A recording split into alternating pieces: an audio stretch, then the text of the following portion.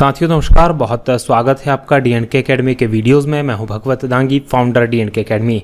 बात करें हम भारत के भूगोल की, और भारत के भूगोल यानी इंडियन ज्योग्राफी की ये 16वीं वीडियो है, 16th क्लास है। आज हम बात करेंगे भारत की जलवायु की। भारत की जलवायु का ये जो टॉपिक है, इसको हमने 3 भागों में बांटा है।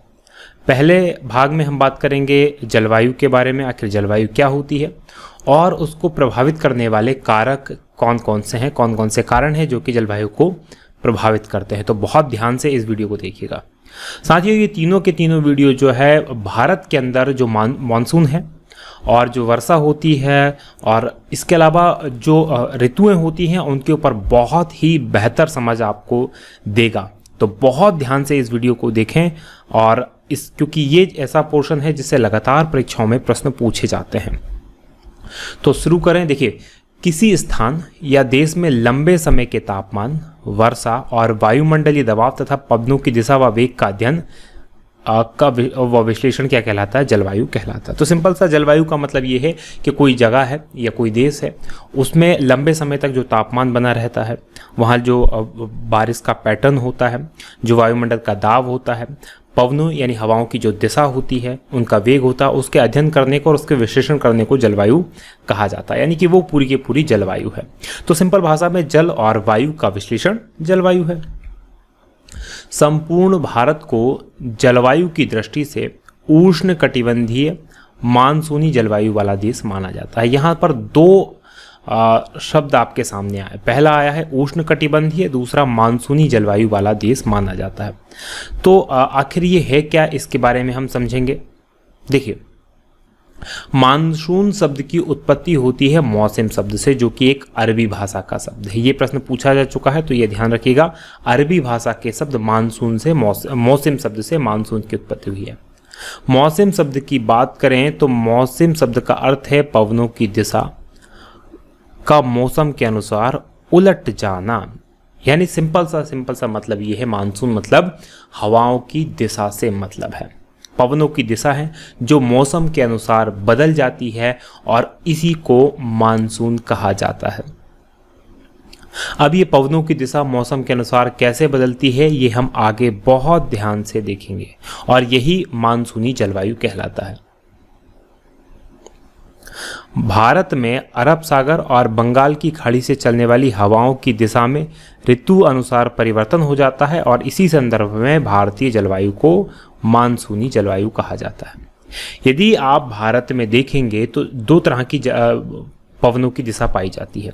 एक दक्षिण पश्चिम से चलती हैं और दूसरी उत्तर पश्चिम से चलती हैं। ग्रीष्म ऋतु के अंदर जो हवाएं हैं वो दक्षिण पश्चिम से चलती हैं, यानी कि हिंद महासागर से भारत जो है, जैसे ये भारत है, तो इस समय जो पवनों की दिशा होती है वो इस तरफ होती है। यानी कि ये नीचे की तरफ साउथ है, ये इस तरफ जो है ये ईस्ट है, ये वेस्ट है, और ये ऊपर की तरफ नॉर्थ है। अब नॉर्थ और साउथ के बीच की दिशा जो कहलाती है, ये वेस्ट है। यानी कि साउथ और वेस्ट के बीच की, दक्षिण और पश्चिम के बीच की दिशा कहलाती है दक्षिण पश्चिम। तो ये जो हवाएं चलती हैं गर्मी के समय में, यानी जो बारिश होती है गर्मी के बाद, उस समय में दक्षिण पश्चिम हवाएं चलती हैं। और उसी के बाद दिसंबर के आसपास की बात करें, नवंबर दिसंबर के आसपास, तो हवाओं की दिशा ये हो जाती है। यानी कि नॉर्थ और ईस्ट, उत्तर पूर्व दिशा में हवाएं चलने लगती हैं। यानी मौसम के अनुसार जो भारत है, भारत के अंदर हवाओं की दिशा चेंज हो जाती है, और इसी के कारण इसको कहा जाता है मानसूनी जलवायु। अब दूसरे शब्द को समझते हैं, उष्णकटिबंधीय क्या होता है। देखिए, उष्णकटिबंधीय ये कहलाता है कि जो पृथ्वी है हमारी, ये पृथ्वी पे 0 डिग्री की रेखा है, जिसे भूमध्य रेखा या इक्वेटर कहा जाता है।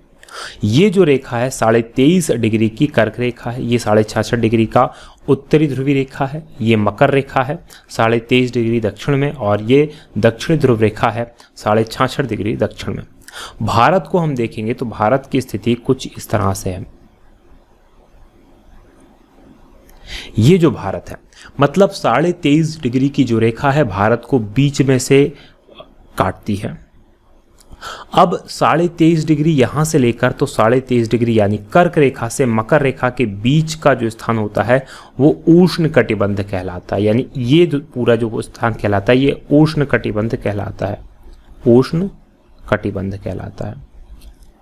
इसके ऊपर का स्थान 23.5 डिग्री से ऊपर का स्थान कहलाता है शीतोष्ण कटिबंध। नॉर्थ में है तो उत्तरी शीतोष्ण कटिबंध और साउथ में दक्षिण में है तो दक्षिणी शीतोष्ण कटिबंध। जबकि 66.5 डिग्री से ऊपर का जो स्थान कहलाता है वो शीत कटिबंध कहलाता है और नीचे की तरफ नीचे भी शीत कटिबंध होता है लेकिन वो दक्षिणी शीत कटिबंध कहलाता है। तो कुल मिला के कर्क रेखा से मकर रेखा यानी 23.5 डिग्री नॉर्थ से 23.5 डिग्री साउथ के बीच का जो स्थान कहलाता है वो कहलाता है उष्ण कटिबंध। लेकिन हमने जिसे अगर हिंदी इंग्लिश में कहा जाए तो सब ट्रॉपिकल।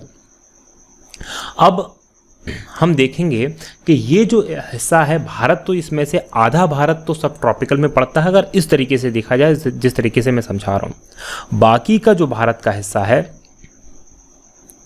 जैसे ये जो भारत का आपको हिस्सा दिखाई देगा यहाँ से देखिए, ये जो भारत का हिस्सा बाकी का आपको दिखाई देगा, ये जो बाकी का हिस्सा है ये तो जो कर्क रेखा है उससे ऊपर है। तो भारत जो है आधा शीतोष्ण कटिबंध में होना चाहिए, आधा उष्ण कटिबंध में होना चाहिए, लेकिन ऐसा नहीं है। ऐसा इसलिए नहीं है क्योंकि भारत में जो जगह का या फिर कटिबंध का या जलवायु का निर्धारण करने वाला है वो हिमालय है, ना कि कर्क रेखा। कर्क रेखा बाकी जगह पर करती है कटिबंधों का निर्धारण, लेकिन भारत में ऐसा नहीं होता। क्यों नहीं होता? क्योंकि हिमालय जो होता है इस तरफ से आने वाली जो ध्रुव की ठंडी हवाएं होती हैं उनको भारत में आने से रोक देता है। तो भारत में एक तो शीत ऋतु में वो शीत ऋतु नहीं होती जो इसी भारत की जो क्षेत्र है यानी भारत की जो अक्षांश रेखाएं हैं, इसी अक्षांशों पर इंग्लैंड के अंदर जो जितनी ठंड पड़ती है या अमेरिका के अंदर जितनी ठंड पड़ती है या दूसरे देशों में जितनी ठंड पड़ती है उतनी भारत के अंदर उतनी ठंड नहीं पड़ती। क्यों? क्योंकि ये जो हवाएं होती हैं ध्रुवीय हवाओं को हमारा हिमालय आने से रोक देता है। दूसरी तरफ इस तरफ से जो हवाएं जाती हैं, दक्षिण पश्चिम मानसून की जो हवाएं होती हैं, अगर सिंपल तरीके से देखा जाए तो ये दक्षिण पश्चिम की हवाएं जो बारिश करना चाहिए वो केवल कर्क रेखा तक बारिश करना चाहिए, उससे ऊपर वो वर्षा नहीं कर सकती क्योंकि ये हवाएं उस तरफ नहीं जाना चाहिए। लेकिन जो हमारा हिमालय पर्वत है वो इन हवाओं को रोककर भारत के इस हिस्से में भी बारिश करवा देता है जो कि शीतोष्ण कटिबंध में पड़ना चाहिए। तो इसके कारण जो भारत है पूरा वो उष्ण कटिबंध में पड़ता है। उष्ण कटिबंधीय मानसूनी प्रकार की जलवायु भारत के अंदर पाई जाती है। तो उष्ण कटिबंधीय में समझ में आ गया आपको, और मानसूनी प्रकार की जलवायु भी आपको समझ में आ गई। चलिए अब देखते हैं कि जो भारत की जलवायु है उसको प्रभावित करने वाले कौन कौन से कारक हैं। सबसे पहला स्थिति और अक्षांशीय विस्तार। भारत उत्तरी गोलार्ध में है, जैसे कि आप सभी को पता, भारत नॉर्थ हेमिस्फीयर यानी उत्तरी गोलार्ध के अंदर है, और कर्क रेखा भारत के लगभग मध्य से होकर गुजरती है और यहाँ का तापमान क्या रहता है? उच्च रहता है। देखिए क्या होता है कि सूर्य जो होता है वर्ष में अधिकतर समय 6 महीने के लगभग भूमध्य रेखा पर लंबवत चमकता है। भूमध्य रेखा पर कितना चमकता है? लंबवत चमकता है। और इसके कारण क्या होता है? ये वाला जो हिस्सा होता है सर्वाधिक गर्म होता है। 21 जून को जब भारत के अंदर गर्मी पड़ती है उस समय कर्क रेखा पर सूर्य लंबवत चमकता है, और 22 दिसंबर को मकर रेखा पर लंबवत चमकता है। यानी कि कुल मिलाकर कहने की बात है कि ये जो हिस्सा है पृथ्वी का, ये हिस्सा, इसी हिस्से में गर्मी पड़ती है और भारत आता है कर्क रेखा पर। तो भारत में इस तरह से गर्मी पड़ती है, ग्रीष्म ऋतु होती है, उच्च तापमान होता है। और हिमालय जब इस तरफ की जो पवनें होती हैं, ठंडी पवनें, उनको भारत में प्रवेश नहीं करने देता है तो फिर ये वाले हिस्से में भी गर्मी का माहौल ही रहता है। तो इसलिए भारत को किस कटिबंध में माना गया है? उष्ण कटिबंधीय जलवायु वाला क्षेत्र भारत बन जाता है। अब दूसरी जो चीज़ है जो इम्पोर्टेंट है वो समुद्र से दूरी है। देखिए भारत 3 ओर से समुद्र से घिरा हुआ है। भारत के पश्चिमी घाट, पश्चिमी तट, पूर्वी तट और दक्षिण भारतीय क्षेत्र पर समुद्री जलवायु का प्रभाव पड़ता है। उत्तरी भारत और उत्तर पश्चिमी भारत, उत्तर पूर्वी भारत पर समुद्री जलवायु का प्रभाव नगण्य है। ऐसा क्यों होता है इसको हम समझने का प्रयास करते हैं। देखिए अगर हम शरद ऋतु की बात करें या फिर ठंडी की बात करें, ठंड में बात करें शीत ऋतु की बात करें तो शीत ऋतु से होता क्या है, या पहले चलिए ग्रीष्म ऋतु की पहले बात कर लेते हैं, बाद में शीत ऋतु की बात करेंगे। ग्रीष्म ऋतु में क्या होता है कि ग्रीष्म ऋतु में भारत में कर्क रेखा पर सूर्य लंबवत चमकता है, और सूर्य के लंबवत चमकने के कारण तेज सौर विकिरण जो होता है, यानी कि जो सीधी सूरज की किरणें होती हैं वो भूमि पर पड़ती है, और जमीन पर भी पड़ती है और साथ में समुद्र पर भी पड़ती है। लेकिन पानी और थल में एक कनेक्शन होता है, जो पानी होता है वो देर से गर्म होता है, जबकि जो जमीन होती है वो पानी की अपेक्षा जल्दी गर्म हो जाती है। अब जब पानी की अपेक्षा जमीन जल्दी गर्म हो जाती है तो गर्म जमीन जब हो जाती है तो उससे क्या होता है कि जो जमीन के ऊपर जो हवाएं होती हैं वो भी गर्म हो जाती हैं, और गर्म जो हवा होती है वो क्या करती है, वो ऊपर की ओर उठती है, क्योंकि हवा हल्की हो जाती है तो वो ऊपर की ओर उठने लगती है। और जब हवा ऊपर की ओर उठेगी तो ये वाला जो क्षेत्र रहेगा जहाँ से हवा ऊपर की ओर जा रही है, यहाँ पर हवा की कमी हो जाएगी। और एक साइंस का बहुत छोटा सा नियम कहता है कि जहाँ जिस चीज़ की कमी होती है उस चीज़ को भरने के लिए, उस चीज़ को फिल करने के लिए दूसरी हवा तुरंत स्थान लेगी। तो जो चूँकि समुद्र क्या है, गर्मी के अंदर समुद्र कम गर्म होता है, तो कम गर्म होने के कारण जो समुद्र में, और यहाँ पर जो वायुदाब का क्षेत्र बन जाएगा वो निम्न वायुदाब का क्षेत्र बन जाएगा धरातल के ऊपर। तो समुद्र में क्या करता है, समुद्र के अंदर जो है हवा ठंडी है, तो जो ठंडी हवा है इसको फिल करने के लिए तुरंत इस तरफ से आएगी और आकर भूतल को, इस क्षेत्र को गर्म कर देगी। तो ये क्या हुआ, निम्न वायुदाब का क्षेत्र फिल हो जाएगा। तो ये चक्र चलता रहेगा। तो इससे जो जमीन है उस पर निम्न वायुदाब का क्षेत्र बना रहेगा, और समुद्र के ऊपर कौन सा वायुदाब का क्षेत्र बनेगा, उच्च वायुदाब का क्षेत्र बनेगा। तो इससे क्या होगा, तो जो समुद्र के आसपास के जो इलाके होंगे वहाँ की जलवायु क्या रहेगी, सम रहेगी। वहाँ ना तो ज़्यादा गर्मी पड़ेगी, वहाँ ना तो ज़्यादा ठंड पड़ेगी, क्योंकि समुद्र की ठंडी हवा उस थल के आसपास को, ज़मीन के आसपास को ठंडा कर देगी। उसी का सेम उल्टा जो होगा वो शरद ऋतु के अंदर होगा। शरद ऋतु के अंदर क्या होता है, जो पृथ्वी होती है उस पर जो कम जो है विकिरण पड़ता है, और ये जो भूभाग होता है वो ठंडा होता है, जबकि जो समुद्र होता है वो गर्म हो जाता है। और समुद्र के गर्म हो जाने के कारण उसका जस्ट जो ग्रीष्म ऋतु में हुआ था उसका पूरा उल्टा प्रभाव पड़ता है। समुद्र पर जो है निम्न वायुदाब का क्षेत्र बन जाता है और जमीन पर उच्च वायुदाब का क्षेत्र बन जाता है। तो समुद्र की जो गर्म हवाएं हैं उसको फिल करने के लिए वहाँ से हवाएं ऊपर उठेंगी, और उसको फिल करने के लिए जो स्थल है वहाँ से ठंडी हवाएं जो हैं कहाँ पहुँचेंगी, ज़मीन पर पहुँच जाएंगी, और उससे समुद्र पर पहुँच जाएगी, और समुद्र की गर्म हवा फिर पृथ्वी पर आ जाएगी, स्थल खंड पर आ जाएगी। तो यहाँ का जो ठंडी है वो भाग जाएगी, क्योंकि गर्म हवा उसने उस जगह को फिल कर दिया। तो यही प्रक्रिया चलती रहेगी। तो इससे आसपास का जो क्षेत्र होता है, यानी कि जो समुद्र के आसपास के वो क्षेत्र होते हैं वहाँ पर सम जलवायु पाई जाती है, वहाँ पर इस तरह का जो प्रभाव है वो नहीं पाया जाता। चलिए, तो ये समुद्र से दूरी का प्रभाव हो गया। अब हम समझते हैं उत्तर पर्वतीय श्रेणियाँ किस तरह से प्रभाव डालती हैं। देखिए, हिमालय क्षेत्र भारत की जलवायु को प्रभावित करता है। यह मानसून की अवधि में भारतीय क्षेत्र में वर्षा का कारण भी बनता है, और शीत ऋतु में तिब्बती क्षेत्र से आने वाली अत्यंत शीत लहरों में रुकावट कर भारत को शीत लहर के प्रभाव से बचाने के लिए आवरण या दीवार की भूमिका निभाता है। और यही एकमात्र कारण है कि भारत जो है उष्णकटिबंधीय क्षेत्र में आता है। अदरवाइज होना ये था कि आधा भारत तो उष्णकटिबंधीय क्षेत्र में आता है, यानी कर्क रेखा जहाँ से गुजरती है, कर्क रेखा से नीचे का भारत उष्णकटिबंध में आना था और ऊपर का भारत कहाँ आना था, शीतोष्ण कटिबंध में। लेकिन जो हिमालय है, हिमालय ने क्या किया, इस तरफ से जो ठंडी हवाएं आती हैं उसको रोक दिया। तो इस तरह जो शीत ऋतु है यहाँ पर उतनी सर्दी नहीं पड़ती, जो इसी अक्षांश रेखाओं में, जो भारत की अक्षांश रेखाएं हैं वही अक्षांश रेखाएं यदि हम देखें लंदन से जाती हैं, यानी कि गुजरात की तरफ, माफ़ कीजिएगा, यूरोप में से, यूरोपीय देशों से गुजरती है, तो वहाँ पर भारत की अपेक्षा जो है सर्दी अधिक होती है। तो ये जो साइबेरिया पूर्वी रूस का जो हिस्सा है वहाँ से आने वाली जो ठंडी हवाएं उसको रोक देता है। एक तो ये बनता है। दूसरी तरफ से जब दक्षिण पश्चिम मानसून की हवाएं यहाँ पर इस तरफ जाती हैं तो जो हिमालय होता है वो वर्षा करा देता है, वो उनको उस तरफ जाने से रोक देता है, चाइना में जाने से रोक देता है, और भारत के अंदर वर्षा हो जाती है।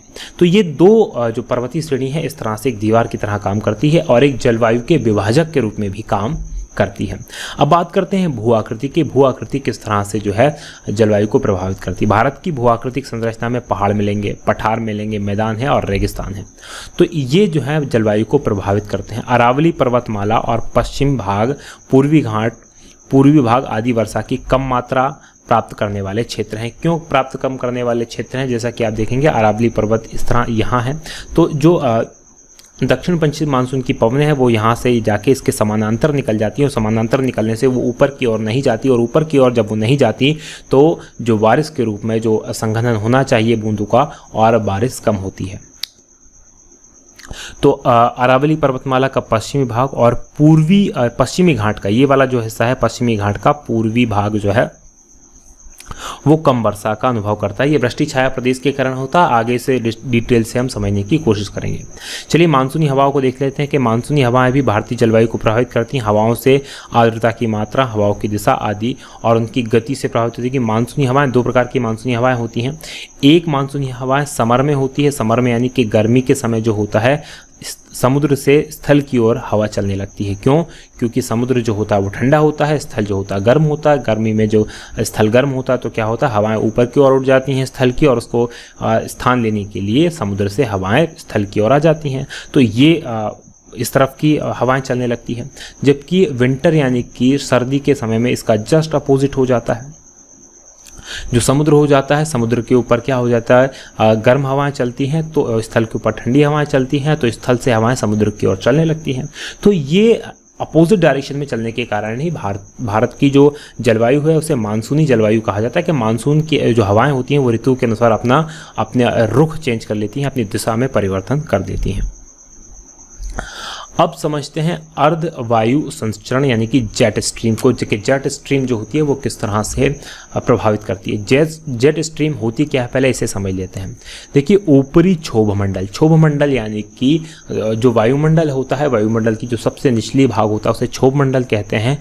और क्षोभ मंडल में आमतौर पर मध्य अक्षांश में भूमि से 12 किलोमीटर ऊपर पश्चिम से पूर्व तीव्र गति से चलने वाली एक धारा है जिसकी गति यहाँ गीत नहीं है, गति है सामान्यतः 150 से लेकर 300 किलोमीटर पर आवर की स्पीड से होती है। ये दोनों तरफ होती हैं। ये 0 डिग्री की रेखा है और 0 डिग्री की उत्तर में भी एक जेट स्ट्रीम चलती है और एक दक्षिण में भी जेट स्ट्रीम चलती है। ये जो इनके चलने की दिशा है ये पश्चिम से यानी कि वेस्ट से ईस्ट की ओर चलती है, पश्चिम से पूर्व की ओर चलती है, और इसी के कारण इसे क्या कहा जाता है, पश्चिमी जेट स्ट्रीम कहा जाता है। पश्चिम से चलती है इसलिए पश्चिम जेट स्ट्रीम कहा जाता है। इनकी जो गति होती है ये देखिए ज़मीन पर नहीं चलती, ये बहुत ऊपर चलती है। 6 किलोमीटर से 12 किलोमीटर की ऊंचाई पर ये जो है हवाएं चलती हैं और ये जेट वायुयान में उड़ने में सहायता देती हैं, इसीलिए इन स्ट्रीम का नाम है जेट स्ट्रीम रखा गया है। तो ये इसका नाम हो गया। तो ये जो हवाएं होती हैं ये भी बहुत तरीके से भारत की जो जलवायु है उसको प्रभावित करती हैं। तो आगे हम इसको विस्तार से समझेंगे कैसे प्रभावित करती है। उष्ण कटिबंधीय चक्रवात और पश्चिमी विक्षोभ। देखिए उष्ण कटिबंधीय चक्रवात का जो निर्माण होता है बंगाल की खाड़ी में भी होता है और अरब सागर में भी होता है, और ये प्रायद्वीपीय भारत के बड़े भूभाग को प्रभावित करते हैं। हर वर्ष आप सुनते हैं शीत ऋतुओं के समय कि जो बंगाल की खाड़ी से कोई चक्रवात उठा और वो उड़ीसा से टकराया या आंध्र प्रदेश से टकराया, और उससे क्या होता है कि हवाएं भी चलती हैं, आंधी आती है, तूफान आ जाते हैं और वर्षा भी होती है। वहीं पश्चिमी विक्षोभ की बात करें तो जो जेट स्ट्रीम है भूमध्य सागर के ऊपर से जो चक्रवात बनते हैं उन चक्रवातों को जो क्योंकि बहुत तेज़ी से हवाएं चलती हैं जेट स्ट्रीम, तो जेट स्ट्रीम अपने साथ खींचकर भारत तक ले आता है और यहाँ पर भी मावट शीत ऋतु में मावट करवाता है, तो वो भी यहाँ पर होता है। तो इस तरह से पश्चिम विक्षोभ प्रभावित करता है। आगे हम इनको बहुत विस्तार से समझेंगे, इसलिए आप निश्चिंत रहें। उसके बाद दक्षिणी दोलन की बात करें, दक्षिणी दोलन भी प्रभावित करता है। कैसे प्रभावित करता है कि जब कभी भी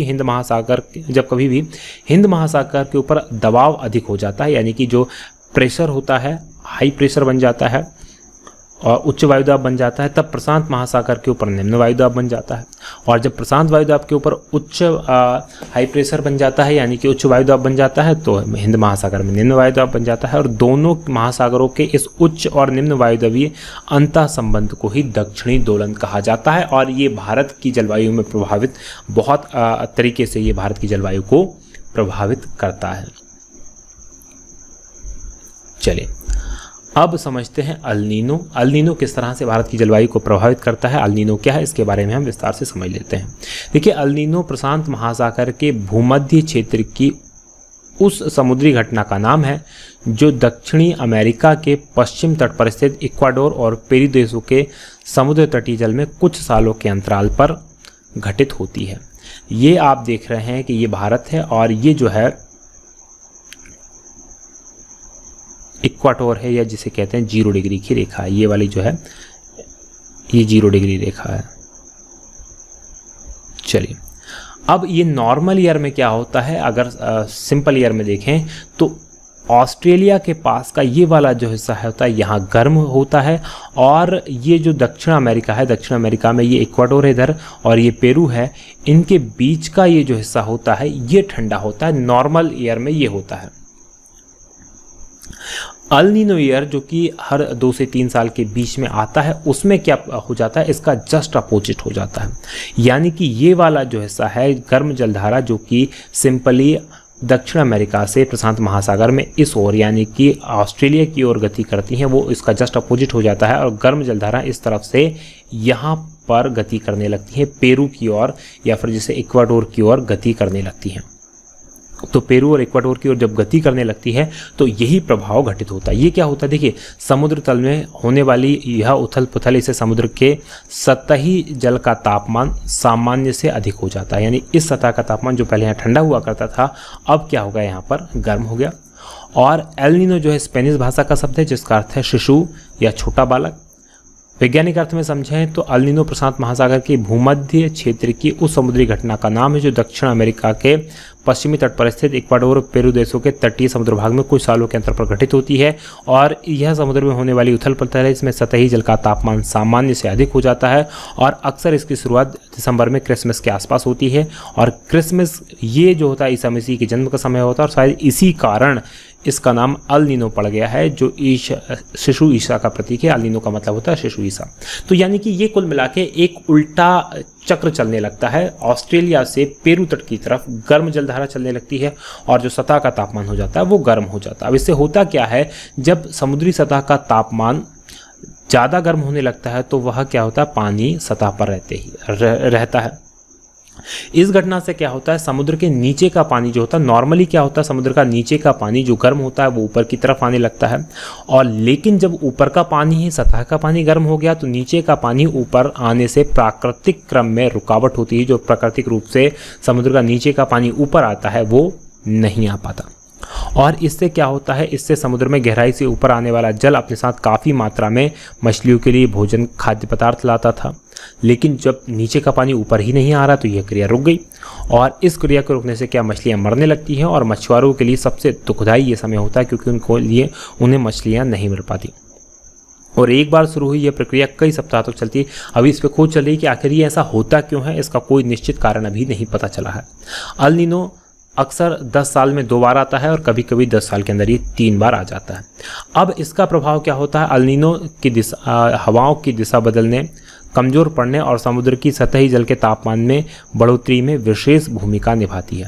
और अल नीनो का प्रभाव यह होता है कि वर्षा के प्रमुख क्षेत्र बदल जाते हैं। प्रमुख क्षेत्र बदलने का मतलब ये होता है कि विश्व के ज़्यादा वर्षा वाले क्षेत्रों में कम वर्षा होती है और कम वर्षा वाले क्षेत्रों में ज़्यादा वर्षा होने लगती है। और कभी कभी इसके विपरीत भी होता है। मतलब ये जो होता है इसका प्रभाव जस्ट अपोजिट हो जाता है कि जहाँ ज़्यादा वर्षा हो रही थी वहाँ कम वर्षा होगी, जहाँ कम वर्षा हो रही थी ये ज़्यादा वर्षा होगी। इसके प्रभाव के कारण भारत के अंदर जो होती है कम वर्षा होती है। तो आशा है कि आपको अल नीनो समझ में आएगा। ला नीनो बात करें तो ला नीनो अल नीनो का जस्ट अपोजिट होता है और इसके प्रभाव में क्या होता है, भारत में वर्षा की मात्रा अच्छी होती है, ज़्यादा वर्षा होती है। ला नीनो अल नीनो का जस्ट उल्टा है ला नीना या ला नीनो।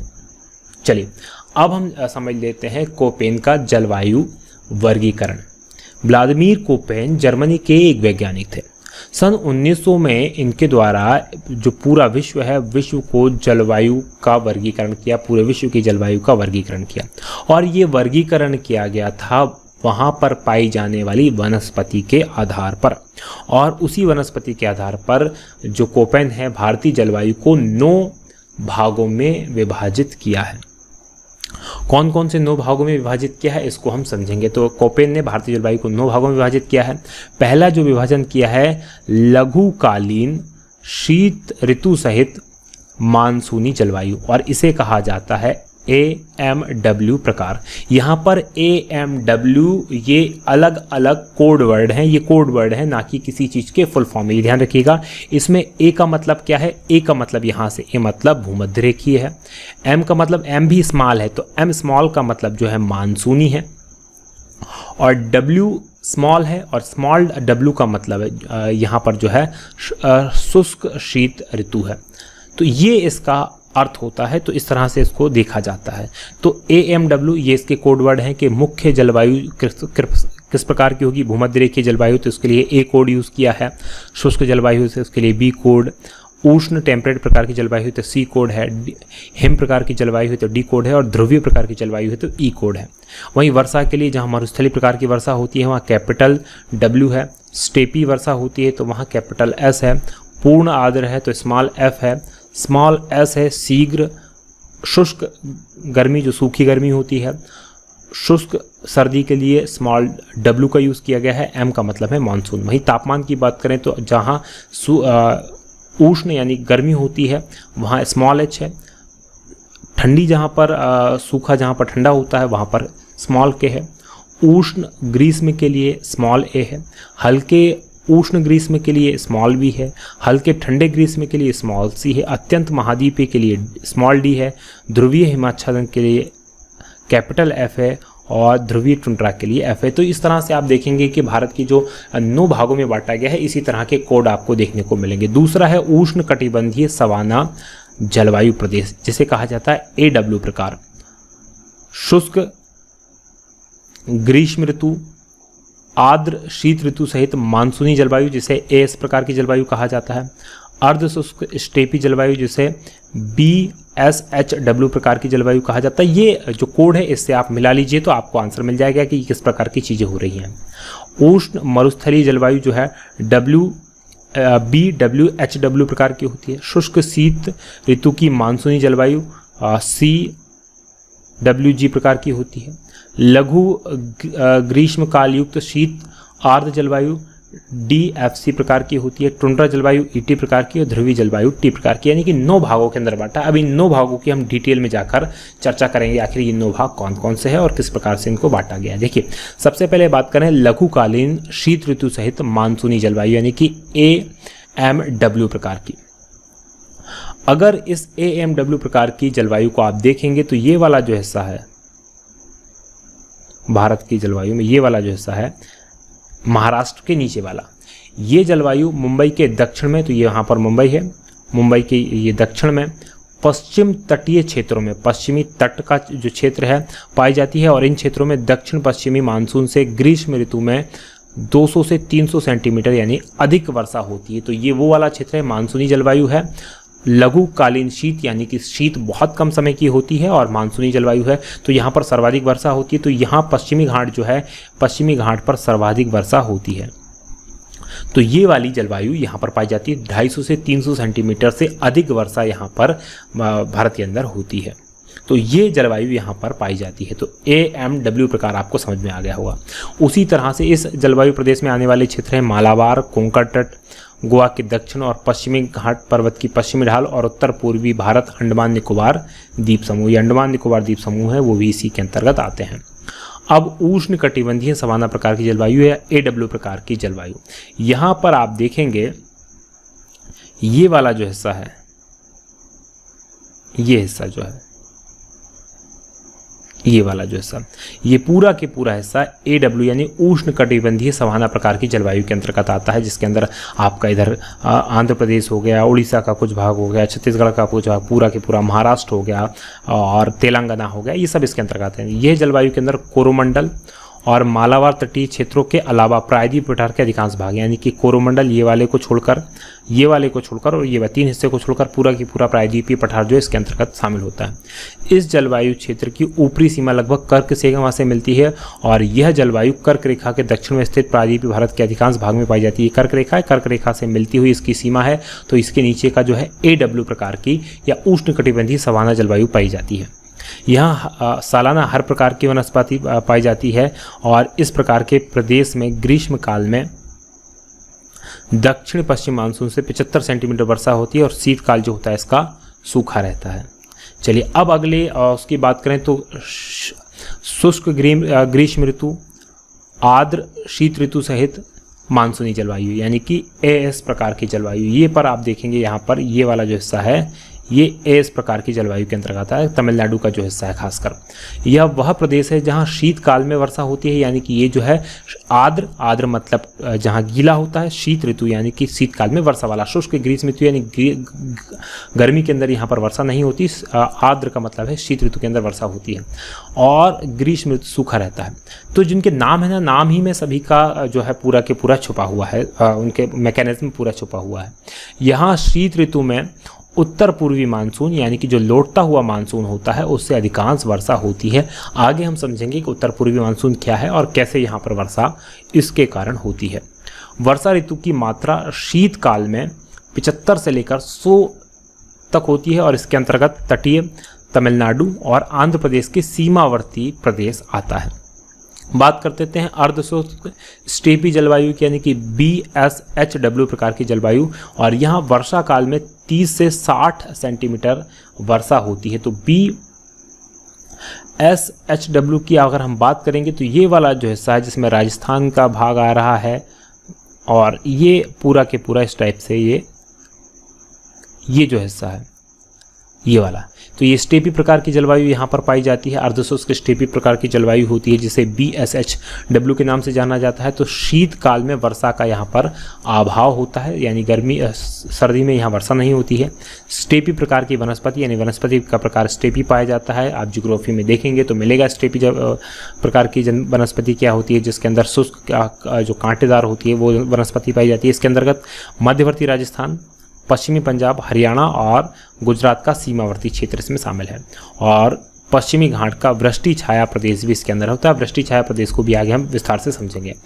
उष्ण मरुस्थलीय जलवायु यानी कि BWHW, यहाँ वर्षा काफ़ी कम होती है, 30 सेंटीमीटर से कम, और तापमान अधिक रहता है। यानी कि थार मरुस्थल वाला जो भाग है, ये थार मरुस्थल वाला भाग जो है जिसमें BWHW यानी कि गर्म मरुस्थल वाला जो है उष्ण मरुस्थलीय प्रकार की जलवायु पाई जाती है। ये सब कोपेन साहब ने इसको वर्गीकृत किया है। यहाँ वनस्पति जो होती है कम होती है, नगण्य होती है और कांटेदार मरुस्थलीय वनस्पति यहाँ पर पाई जाती है। इसके अंतर्गत राजस्थान का पश्चिमी क्षेत्र, उत्तरी गुजरात और हरियाणा का दक्षिणी भाग शामिल है।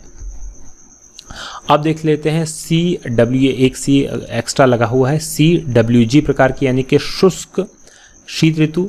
शीत ऋतु में कोई बारिश नहीं होती है और मानसूनी जलवायु, इस प्रकार की जलवायु गंगा के दक्षिणी मैदानी इलाकों में, पूर्वी राजस्थान, असम और मालवा के पठारी भाग में पाई जाती है। यानी भारत का जो अधिकतर हिस्सा है वो ये वाला जो हिस्सा है इसमें यही प्रकार की जलवायु आप देखने को मिलेगी।